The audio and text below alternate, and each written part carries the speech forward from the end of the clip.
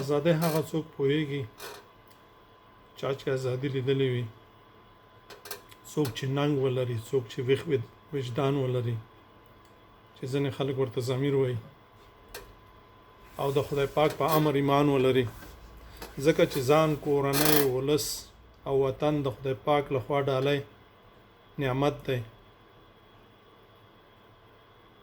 د دې ساتنه په موږ او تاسو باندې داسې فرض ده لکه مونځ، روژه.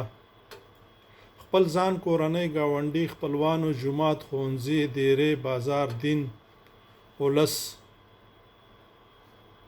او وطن دپاره هغه څوک جنګېدلی شي چې څوک ایمان ولري.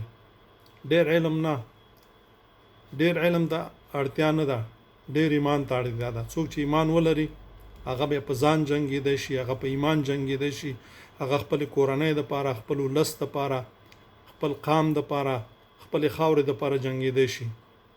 او هغه څوک چې خپل علم سره، خدای پاک سره، خپل وجدان سره، ولس او خاورې سره منافقت ونه کړي، چې علم خو ولري لیکن منافق وي، خبره اړی راړی، بیا نو هغه کسان کولی شي چې د خپل ځان، د خپل کورنۍ، د خپل وجدان، د خپل ایمان، د خپل خاورې او د خپل ولس لپاره وجنګېږي. کله چې موږ او تاسې په خپل علم باندې عمل ولرو بیا کار اسانېږي، او که علم لرو خو ایمان راکې نه وي بیا به نور په خپله پوهیږئ.